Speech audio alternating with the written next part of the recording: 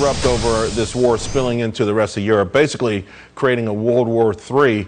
How would you invest in that sort of a scenario? I want to bring in a chief strategist at Bull Tick Capital Markets, Kathryn Rooney Vera. And Kathryn, of course, I want to state, obviously, we're not in World War III at the moment, but I got to tell you, a lot of people are asking about it. People keep asking me about such a scenario.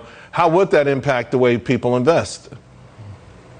Well, if we had World War III, then it's pretty cataclysmic in nature. So gold would soar, U.S. Treasuries, all safe havens, cash would be where you want to be. Real assets, houses, that type of thing would be where you would want to be. The markets would plummet across the board. So it's certainly, the Armageddon or cataclysmic scenario if in fact we get World War III. As you say, it's not the base case scenario, but it certainly shouldn't be discarded completely as a possibility.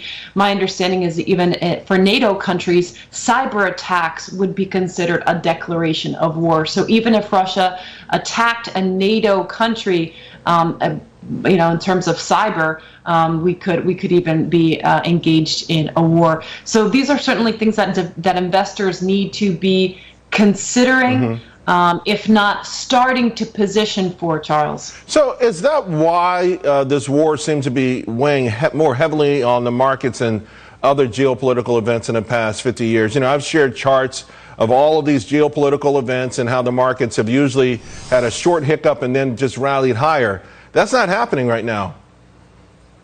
It's not happening, but certainly the markets aren't, dropping like a rock either. So if we do get an aggravated scenario, which could either be Putin continues to encroach upon Ukraine, doesn't give up, and then you get sanctions, and then he flips back, and tries to hit back with a closing, or albeit partial, of the pipelines that pump natural gas from Russia into Europe, then that would take oil prices a lot higher.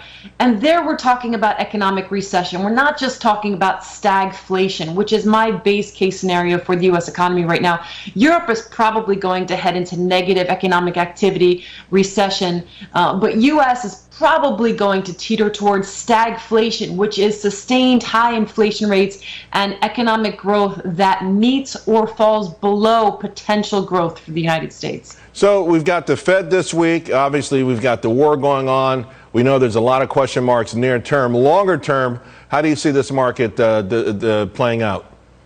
Well, we have to be defensively positioned, so still remain overweight equities, even accumulate positions in those sectors, Charles, that you can quantify as historically outperforming in stagflationary scenarios. They may not be the most exciting, but they do well in stagflationary periods, and those are, of course, energy, utilities, staples, and healthcare. So if you don't have those, start accumulating.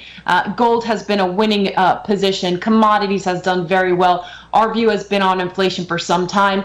Inflation is here. It's going to get worse, and we need to be positioned to benefit because, as you know, Charles, we can make money in any economic scenario or any point of the economic or market cycle. Right. We are in an economic downtrend. The Fed is going to hike on Wednesday, and they're probably going to hike 3 times more, 25 basis points, into an economic deceleration. That's just the fact of the matter. Yeah. The U.S. grew almost 6% last year. This year is likely to grow less than 3%.